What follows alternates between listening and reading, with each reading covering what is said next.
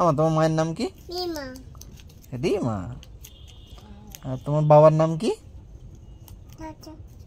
ভালো করে জোরে বলো। রজত। আপনারা সবে বাবা মা হতে চলেছেন কিংবা হয়তো সবে সবে বাবা মা হয়েছেন, আর আপনাদের একটা কমন প্রবলেম আপনারা সবার শুরুতেই ফেস করবেন, সেটা হচ্ছে ব্রেস্ট ফিডিং করাচ্ছেন বা ব্রেস্ট ফিডিং করানোর পরে বাচ্চা কাঁদছে, এইরকম সময় আপনারা বিভ্রান্ত হয়ে যাচ্ছেন যে আপনার বেবি ব্রেস্ট ফিডিং করার পরে পেট ভরছে কি ভরছে না সেটা আপনারা কেউ বুঝতেই পাচ্ছেন না। তো আপনার বেবির যে সব কারণে কান্না হতে পারে সেই সব কারণ মানে কান্নার কারণের সঙ্গে কিন্তু আপনারা খিদেটাকেও জুড়ে দেন, যার জন্য আপনারা বিভ্রান্ত হয়ে যান যে আপনার ব্রেস্ট মিল্ক হয়তো সঠিক পরিমাণে হচ্ছে না, যার জন্য আপনার বেবির পেট ভরছে না। তো আজকের ভিডিওটা শুধুমাত্র এই ব্রেস্ট ফিডিং প্রবলেমের ওপরেই ডিপেন্ড করে আজকের পুরো ভিডিওটা বানাবো। শুরু থেকে শেষ পর্যন্ত ভিডিওটা যদি দেখেন তাহলে যে কয়েকটা কোশ্চেন আপনাদের মধ্যে তৈরি হবে সেই প্রত্যেকটা কোশ্চেনের উত্তর কিন্তু এই ভিডিওর মধ্যে পেয়ে যাবেন। তাহলে শেষ পর্যন্ত ভিডিওটা দেখুন আর আপনাদের যে সব কোশ্চেনগুলো থাকবে তার উত্তরগুলো এখান থেকেই জেনে নিন। তো ভিডিওটা এগিয়ে নিয়ে যাওয়ার আগে প্রত্যেকবারের মতো এবারেও বলবো আপনাদেরকে অবশ্যই চ্যানেলে প্রথমবার আসলে চ্যানেলটাকে সাবস্ক্রাইব করে পাশে থাকা বেল ঘন্টাটাকে বাজিয়ে দেবেন। পুরো ভিডিওটা দেখার পরে যদি মনে হয় যে এই ভিডিওটা আপনার খুব ভালো লেগেছে তাহলে অবশ্যই একটা লাইক অবশ্যই করবেন, আর সেই সঙ্গে যদি মনে হয় এই ভিডিওটা আরও কোনো পেরেন্টসকে উপকার দিতে পারে তাহলে ভিডিওটাকে কিন্তু অবশ্যই শেয়ার করবেন। তো চলুন ভিডিওটা শুরু করি।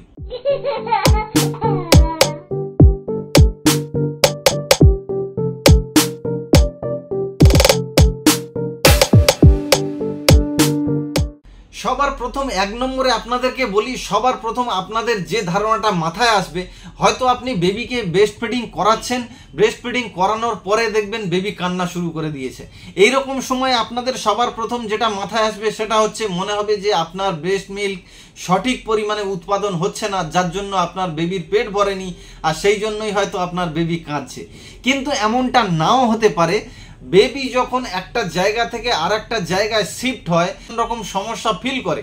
প্রথম হচ্ছে সে কোনোদিন আলো দেখেনি, যখন আলো দেখে তার চোখে অনেক রকম সমস্যা তৈরি হয়, সে তাকাতে অসুবিধা হয়, তার আলোটাকে সে ডিজার্ভ করতে পারে না ঠিক রকমভাবে। তো সেই জন্য আলোর জন্যও কিন্তু তার একটা অসুবিধা হয়, সেই জন্যও কিন্তু সে কাঁদতে পারে। যেহেতু এক জায়গায় সে অনেক দিন ছিল, হঠাৎ করে আরও একটা জায়গায় এসেছে, আরও একটা জায়গায় এসে যখন বাইরের নানান রকমের আওয়াজ শুনতে পাচ্ছে তখনও কিন্তু সে একটু অস্বস্তি ফিল করে, এর জন্যও কিন্তু বেবি সবসময় কাঁদতে পারে। আপনাদেরকে 2 নম্বরে বলি, 2 নম্বরে হচ্ছে অনেক সময় দেখবেন আপনার বেবি শুরুতে অনেকক্ষণ ধরে ফিডিং করছে, আপনার তখন মনে হতে পারে যে হয়তো ব্রেস্ট মিল্ক ঠিকঠাক আসছে না বা ও ঠিকঠাকভাবে পাচ্ছে না, যার জন্য অনেকক্ষণ ধরে ফিডিং করছে। এমনটা কিন্তু একদমই নয়। আপনারা এই সব মানে চিন্তাভাবনাগুলো আপনাদের মাথায় প্রথম থেকে কেউ ঢুকিয়ে দেয়, যার জন্য আপনাদের মাথায় এই সব চিন্তাগুলো আসে। একটা ছোট্ট বেবি সে যখন আসে সবার প্রথম একটা কথা চিন্তা করে দেখুন, সে যে ফিডিং করছে এই করাটা কিন্তু তাকে শেখাতে হয়নি, সে নিজে নিজেই শিখে এসেছে ওখান থেকে। তো যখন সে শিখে এসেছে তখন তাকে এইটুকু সময় তো অবশ্যই আপনারা দেবেন যে ভালোভাবে তার পেট ভরার জন্য বা ভালোভাবে তাকে খাওয়ার জন্য কতটা সময় তার প্রথমে লাগা দরকার ততটা সময় কিন্তু তাকে দেয়া দরকার। তো সেই জন্য একটা ছোট্ট বেবি যখন সে ফিডিং করবে তখন কেউ 10 মিনিট, কেউ 15 মিনিট, কেউ আধ ঘন্টা নিতেই পারে। এটা কোনো বড় চিন্তার বিষয় নয় কিন্তু, যে আপনারা চিন্তা করছেন বা আপনারা ভাবছেন যে 10 মিনিট বা 15 মিনিট 20 মিনিটে বেবি ফিডিং করে নিলে আপনি কোনো কাজে যেতে পারবেন, আপনি কাজে যেতে পারছেন, এটা কিন্তু একটা অন্য সাবজেক্ট বা অন্য একটা বিষয়। আপনারা ওই সব চিন্তাভাবনা নিয়ে বেবির ওপর প্রেশার ক্রিয়েট করলে কিন্তু একদমই এটা ঠিক নয়। কারণ একটা বেবি তার ফিডিং করার জন্য সে আধ ঘন্টাও নিতে পারে, 45 মিনিটও নিতে পারে। এই সময় বেবি অনেক রকম অঙ্গ প্রত্যঙ্গগুলো নতুন নতুন রকমভাবে মানে সক্রিয় হতে শুরু করে। সেই জন্য কোনো বেবি দেখবেন হয়তো 20 মিনিটে তার পেট ভরে যাচ্ছে, কোনো বেবির হয়তো 25 মিনিট লাগছে, কারো 30 মিনিট লাগছে। এইটা কিন্তু ম্যাটার একদমই নয়। আপনাদের যে চিন্তাভাবনাগুলো আসে যে বেবি এতক্ষণ ধরে ফিডিং করছে মানে হয়তো আমার বুকের দুধ ঠিকঠাক হচ্ছে না, সেই জন্য ও ফিডিং করতে এত সমস্যা হয়েছে, এমন কিন্তু একদমই নয়। প্রত্যেকটা বেবি ভ্যারি করে কিন্তু আলাদা আলাদা রকমভাবে, তার টাইমিংটা নির্ভর করে বেবির ফিজিক্যাল কন্ডিশনের ওপরে। তো তো সেই জন্য টাইমিংটা নিয়ে একদমই আপনারা চিন্তা ভাবনা করবেন না, বা এটাকে কিন্তু একদম প্রায়োরিটি বা গুরুত্ব একদমই দেবেন না। আপনার বাড়ির কিংবা আশেপাশের লোকজন আপনাকে আপনার সন্তান প্রসবের আগে হয়তো অনেক রকম স্টোরি বা অনেক রকম গল্প আপনাকে শুনিয়েছে, আর আপনি আপনার চলার পথে কিন্তু সেই সব জিনিসগুলো ম্যাচ করানোর চেষ্টা করেন। যেই জন্য আপনাদের মনে হয়, কিন্তু অনেক সময় মনে হবে যে এটা তো বলেছিল, এটা তো আমার সঙ্গে হচ্ছে না, কেন হচ্ছে না, তাহলে কি কিছু সমস্যা?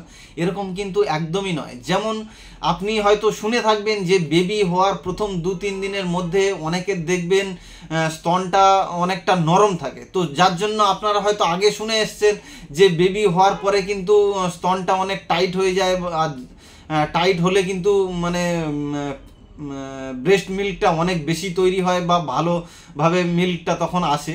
এরকম কিন্তু একদমই নয়। বেবি জন্ম হওয়ার পরে মানে প্রসব করার পরে কিন্তু 2-3 দিন কিন্তু স্তনটা নরম থাকতে পারে, এর জন্য কিন্তু আপনার ব্রেস্ট মিল্ক হচ্ছে না বা কম হচ্ছে, এরকম কিন্তু একদমই নয়। এই ছোট্ট ধারণাগুলো আপনারা কিন্তু মাথায় রাখুন, তাহলে কিন্তু আপনাদের বেবিকে ফিডিং করাতে কিন্তু অনেকটা সুবিধা হবে।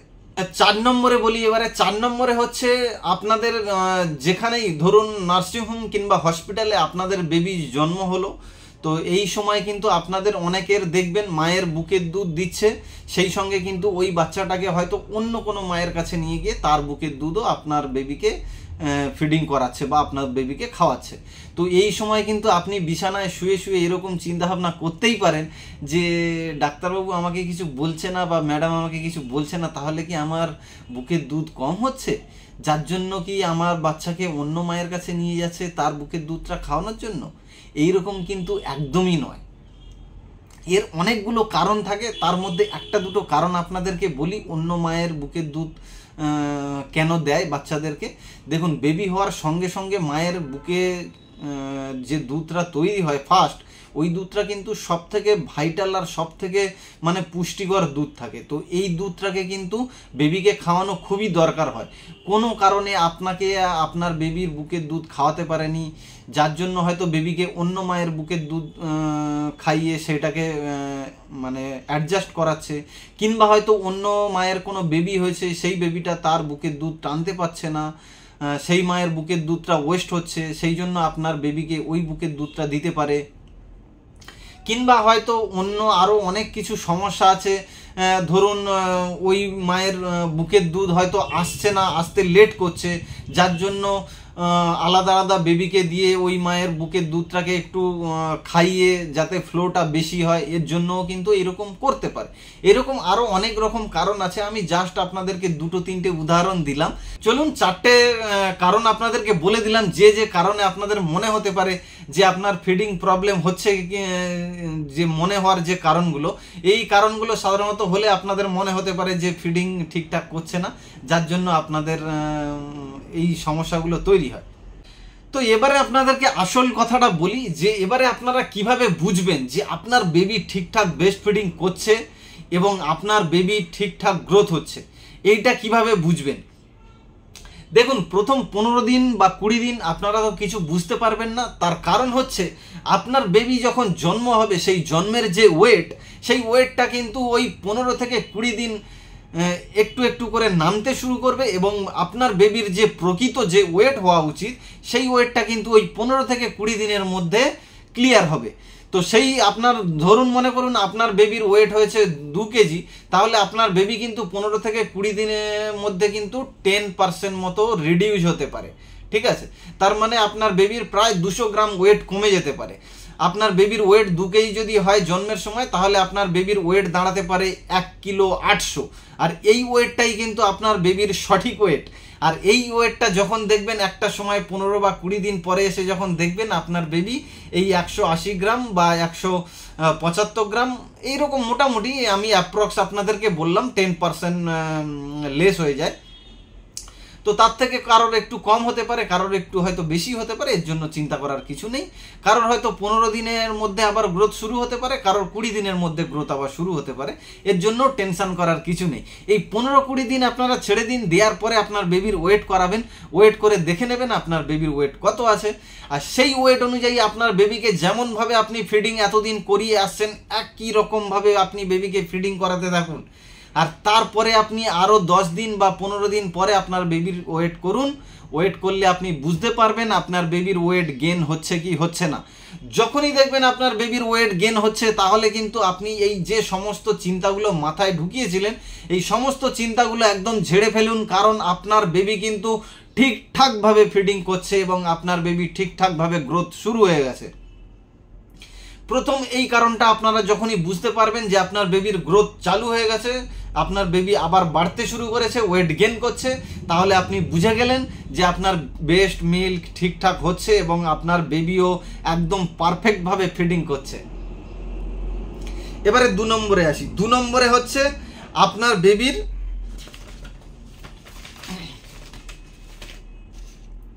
ইউরিন। আপনার বেবির ইউরিন ঠিকঠাক হচ্ছে কিনা আপনি কিভাবে বুঝবেন? অনেকে তো আপনাকে অনেক কিছু কথা আগে থেকে বলেছে, সেই সব চিন্তা ভাবনা করছেন।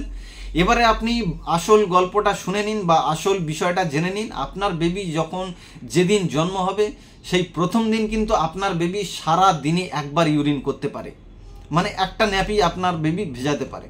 দ্বিতীয় দিন আপনার বেবি 2টো ন্যাপি ভেজাতে পারে। তৃতীয় দিন 3টে ন্যাপি ভেজাতে পারে। পঞ্চম দিন 5টা ন্যাপি ভেজাতে পারে। আর 6 দিনের মাথায় কিন্তু 6টা ন্যাপি ভেজাতে পারে। এই 6 দিনের পর থেকে কিন্তু আপনার বেবি প্রত্যেক দিন 6টা থেকে 10টা ন্যাপি ভেজাতে পারে। আমি যেটা বললাম আপনাকে, প্রথম দিন একটা ন্যাপি ভেজাতে পারে, অনেক বেবি আছে একটার জায়গায় 2টো বা 3টে ন্যাপি ভেজাতে পারে। কিন্তু যেটা হচ্ছে নর্মাল ব্যাপার, আপনাদের মাথায় যেটা চিন্তা কাজ করবে যে সারাদিনে একবার কেন ইউরিন পাস করলো, আর কেন করলো না, ঠিক আছে, এইটা কিন্তু নর্মাল নয়। আপনারা যেটা মনে করছেন যে একবার করেছে মানে অ্যাবনর্মাল, এটা কিন্তু নয়। একবার করতেই পারে। এরকম 1 থেকে 6 দিন পর্যন্ত বেবি প্রত্যেক দিনে একবার, 2বার, 3বার, 4বার এইরকমভাবে সারাদিনে করতে করতে যখন 6 দিন হয়ে যাবে, 6 দিনের পর থেকে কিন্তু আপনার বেবি সারাদিনে 6 থেকে 8বার বা 10বার পর্যন্ত আপনার বেবি কিন্তু ইউরিন পাস করতে পারে। এইটা কিন্তু নর্মাল। আর এইরকমভাবেই কিন্তু বেবি গ্রোথটা শুরু হয় এবং ইউরিনের যে প্রসেসটা হয়, এই প্রসেসটা কিন্তু এইরকমভাবেই স্টার্ট হয়। তো যার জন্য এই সব জিনিসগুলো আপনারা মাথায় রাখুন, যেটা সঠিক সেই বিষয়টা জানুন। উল্টো পাল্টা কথা বা উল্টো পাল্টা চিন্তাভাবনা লোকের কাছ থেকে শুনে জেনে এরকমভাবে নিজে বিভ্রান্ত হবেন না এবং যে বাবা আছে তাকেও বিভ্রান্ত করার চেষ্টা করবেন না। কারণ প্রত্যেকটা মা যখন বেবির ওপরে চিন্তা করে, তার অনেকটা চিন্তা কিন্তু বাবার ওপরে ফেলে দেয়। আর বাবাও কিন্তু যেহেতু এই সমস্ত বিষয়গুলো একটু অজানা থাকে, সেই জন্য ও কিন্তু আরও বেশি চিন্তা করে এবং আরও বেশি পাজেলড হয়ে যায় যে আমার বেবির হয়তো কোনো রকম সমস্যা হচ্ছে বা কিছু হচ্ছে। তাই বাবা এবং মা প্রত্যেককে, মানে দুজনকেই রিকোয়েস্ট করব, আপনারা দুজনেই কিন্তু এই সমস্ত বিষয়গুলো ভালোভাবে জেনে রাখুন, যাতে আপনার আশেপাশের লোক আপনাদেরকে বিভ্রান্ত না করতে পারে এবং আপনারা ফালতু এইরকম একটা সময় এসে নানান রকমের টেনশন কাজ না করে আপনাদের মধ্যে। সেই জন্য এই ভিডিওটা দেখুন এবং দেখে ভালো করে জেনে বুঝে ক্লিয়ার হয়ে নিন কোন বিষয়গুলো মাথায় রাখবেন আর কোন বিষয়গুলো রাখবেন না, কাদের কথা শুনবেন, কাদের কথা শুনবেন না। তো চলুন, আজকের ভিডিওটা একটু লম্বা হয়ে গেল, ভিডিওটা আমি এখানেই রাখলাম।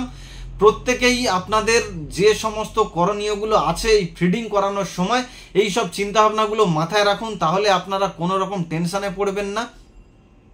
তো ভিডিওটা এখানেই শেষ করলাম। যদি ভিডিওটা আপনাদের ভালো লেগে থাকে তাহলে অবশ্যই ভিডিওটাতে একটা লাইক করবেন। আর যারা আগে থেকে চ্যানেলে আসছেন, দেখছেন, তারা অবশ্যই কিন্তু ভিডিওটাকে একটু বেশি বেশি করে শেয়ার করুন।